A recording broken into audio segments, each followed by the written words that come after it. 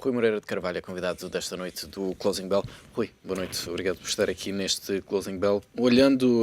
Começando por olhar para esta evolução dos preços dos combustíveis, é sempre nesta altura que nos lembramos que a dependência energética de Portugal é muito elevada. Boa noite. É muito elevada, mas hoje, em 2012, é menos do que era uma década atrás. E houve um trabalho desenvolvido a nível de energias renováveis, nomeadamente no eólico e no hídrico, o que nos vai libertar da dependência energética menor. E também a nível do transporte rodoviário. E não temos o ferroviário, mas a nível do transporte rodoviário, as autoestradas permitem que se consuma menos, que é onde de facto nós consumimos muita energia, de energia fóssil. Portanto, hoje consome-se menos, mas não deixa de ser notícia de alguma preocupação. Uma faca que está sempre apontada aos nossos, que no fundo que é a despesa primária. E que afeta, obviamente, o dia-a-dia das empresas, não é? Estes custos energéticos podem complicar ainda mais a saúde financeira de muitas empresas portuguesas? Os custos energéticos complicam as empresas e também as pessoas. E por via direta e por via indireta. Por exemplo, fala-se ou refere-se imenso à questão do aumento do custo de cereais, mas na estrutura de custos dos bens alimentares, a nível de retalho, 83% vem dos transportes. Ou seja, o aumento do custo da gasolina ou do gasóleo é muito mais importante. Tem um peso ainda maior. Muito mais importante do que o aumento, nomeadamente, dos cereais desde meados do mês de junho. Portanto, são notícias que... Juntando estas duas componentes, temos então subida do preço dos combustíveis, subida dos cereais, teremos aqui um impacto significativo nos preços finais dos produtos em Portugal e, consequentemente, um disparar da inflação? O impacto em Portugal não é tão relevante como isso pelo estrutura de IFAN. Digamos que o cabaz de compras refere-se, nomeadamente, a despesa com alimentos. Mas em sociedades menos envolvidas, como é, por exemplo, a África, como é a Ásia e como é o Norte da África, o impacto pode ser muito significativo. E por aí poderemos vir a perder muito mais, nomeadamente em estabilidade social, em capacidade de comprar as nossas exportações, comprar os nossos bens transacionáveis e também em instabilidade para a quantidade de imigrantes que já começam a estar em peso significativo nesses mercados. Portanto, é obviamente uma questão preocupante a nível mundial. A nível de Portugal, o que está a ser feito permite-nos pensar que estas dependências vão reduzir-se tanto a nível energético como a nível alimentar ao longo das próximas décadas? Ruben, a questão é bem colocada, mas temos que pensar em duas etapas. A primeira, pelo aspecto positivo. O aumentar a remuneração do milho ou do trigo poderá viabilizar ou pelo menos otimizar a produção dos nossos significa em Portugal. Nós temos uma área significativa que não tem o mínimo proveito agrícola e aí pode ser posta em causa a sua continuidade de uma forma ociosa, ou seja, como começarmos a produzir. E nesse aspecto estas crises são benéficas porque vai identificar novas oportunidades. Reparemos que grande parte do milho mundial vem dos Estados Unidos. Quando nós temos regiões em África e na América Latina ricas em água, que no fundo é o essencial para o milho, que não estão a produzir aquilo que podem produzir. E este aumento de custos, ou a diminuição de subsídios, permite colocar esses operadores económicos no mercado. Digamos, não estamos a falar em 6 meses ou 1 ano, mas estamos a pensar que se olha para aqueles mercados como a seguir um próximo celeiro. No caso português, o mesmo tem que ser feito. E aí vale-me recordar um exemplo que fez o Brasil na década de 80, portanto estamos a falar há quase 40 anos, que foi a Embrapa, que trabalhou através de engenharia genética regiões do Brasil que não tinham água e que não eram teoricamente boas para a agricultura e tornou essas regiões como o primeiro produtor mundial de soja. ou seja, são chamados bens transgénicos. Eu não sou especialista, não posso meter-me por aí muito mais, senão arrisco-me a dizer algo que não é correto, mas o que acompanhei, porque estudei quando vivi no Brasil, foi a revolução agrícola que se deu no Brasil na década de 70, que obrigou a um forte esforço de capitais públicos em engenharia e investigação. E identificaram regiões que não eram teoricamente transacionáveis a nível da agricultura e hoje são polos internacionais de competitividade. Eu penso que Portugal pode fazer o mesmo. Isso pode ser uma janela de oportunidade para regiões do Alentejo, em particular, que estão sem produzir nada hoje. Portanto, estas crises poderão ser olhadas, se forem bem trabalhadas, como uma oportunidade. No curto prazo, a nível de preço, eu penso que Portugal vai ser uma coisa com a inflação, não vai ser muito significativa. As pessoas, de facto, sentem os preços dos combustíveis a ficar mais caros, portanto, vão se deslocar menos, o que até pode acontecer que seja benéfico em termos da balança comercial, porque vamos importar menos. Por outro lado, não podemos esquecer também que o dólar se está a desvalorizar. Portanto, este preço, que hoje são 120 euros do custo do Brent, também tem a ver com uma desvalorização de quase 10% que o euro perante o dólar sofreu. Agora, nos mercados africanos, em particular, e asiáticos, pode vir a haver questões de inclusões sociais. E aí é que eu estou particularmente apreensivo. E o G20 também já parece estar a identificar essa preocupação. Houve aqui há um excesso de dependência de um produtor apenas, neste caso dos Estados Unidos. Grande parte desta situação nasce precisamente porque os Estados Unidos atravessaram um período de seca que colocou em causa cerca de 1/3 das colheitas. É demasiada dependência para todo um planeta. São muitas coisas ao mesmo tempo. Primeiro, os Estados Unidos soube ser o primeiro competidor internacional, muito à custa também de subsídios. Ou seja, subsidiou o suficiente de forma que não seja rentável produzir nos outros países. A pergunta que se coloca é: se eu tiver um milho a um custo 10 importado dos Estados Unidos e custo 15 de Portugal, qual é que eu vou comprar?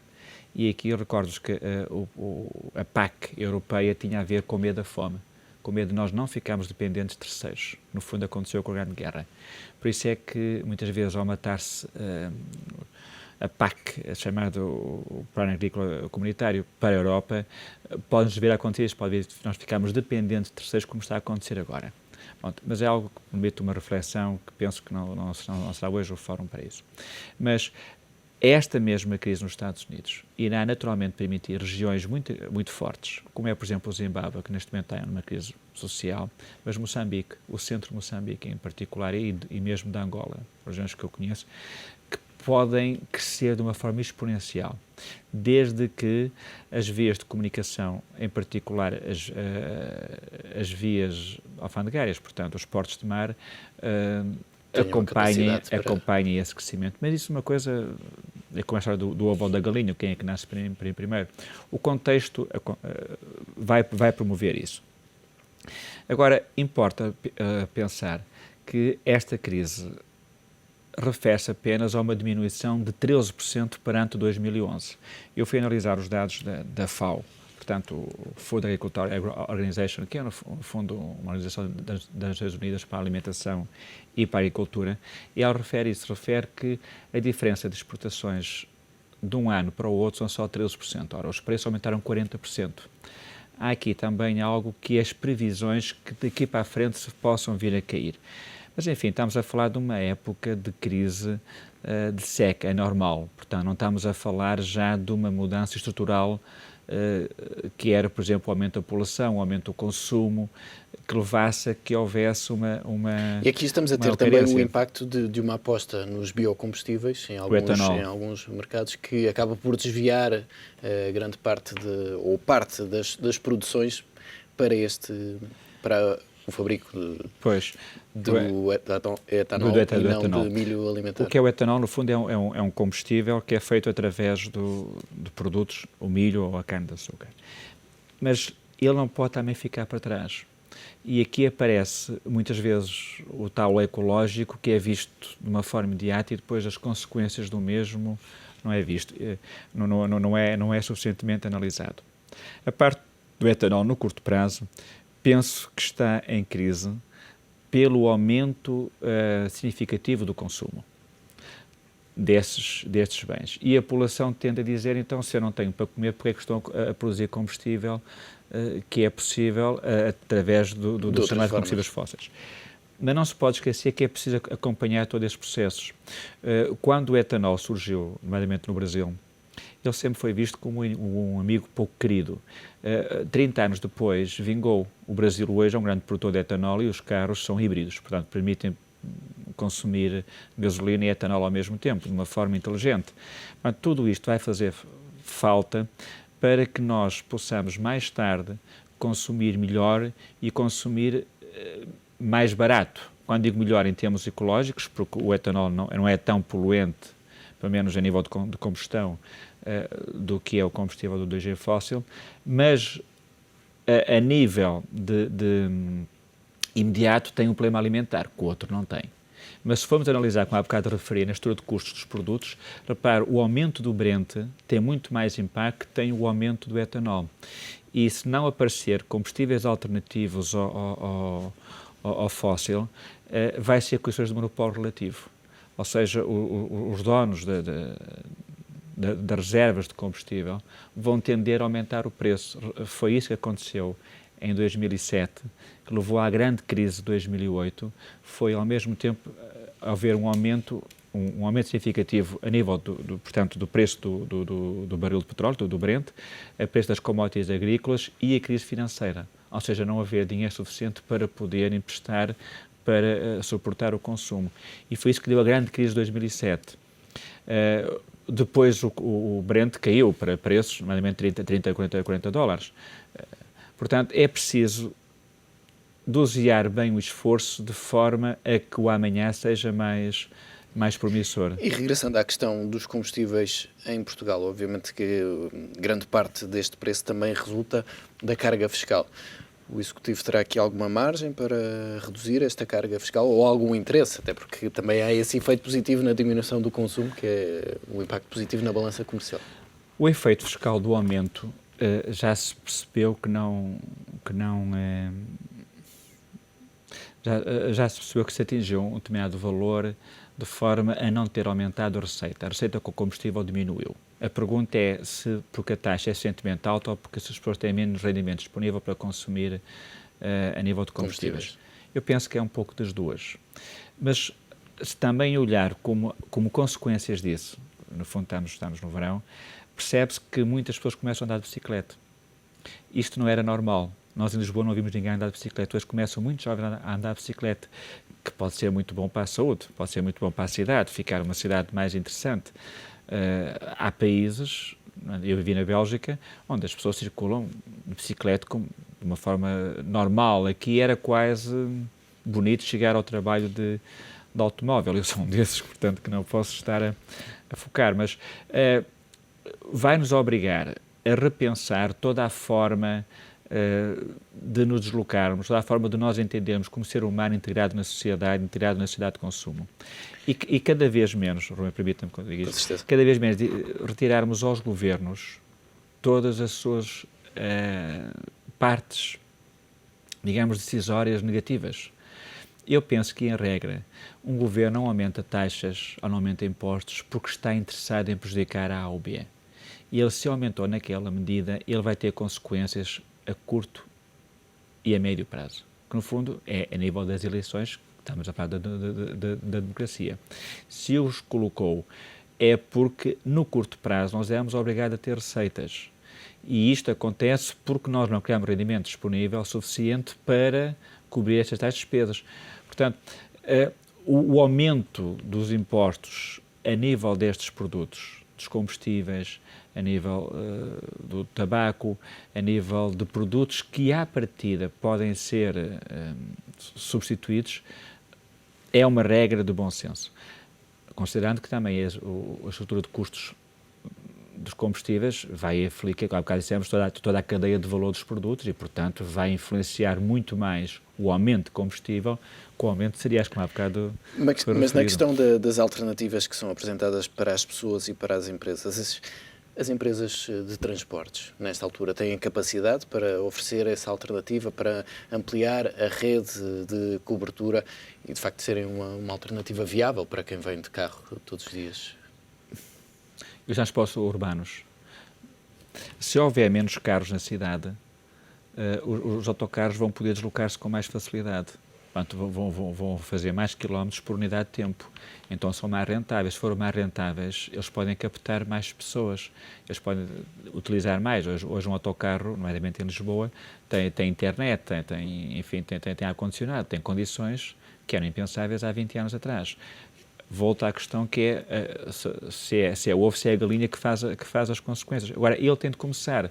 Eu, em 96, trabalhei em Bruxelas e trabalhava eu morava no centro que era em Schuman e trabalhava na chamada periferia, que é a Square Marguerite. E 90% dos colegas ia de metro. Isto em 96. Em Portugal, as pessoas já têm transportes públicos quase que é depreciativo. Vemos alguém no caso do autocarro. Portanto, nós temos que repensar todo esse nosso comportamento social, que vai demorar muito tempo, não é nada que vai fazer, não há governo que o faça. A sociedade e os governos são aquilo, a sociedade é aquilo que os governos normalmente induzem, mas os governos também são uma consequência do que a sociedade quer que eles sejam.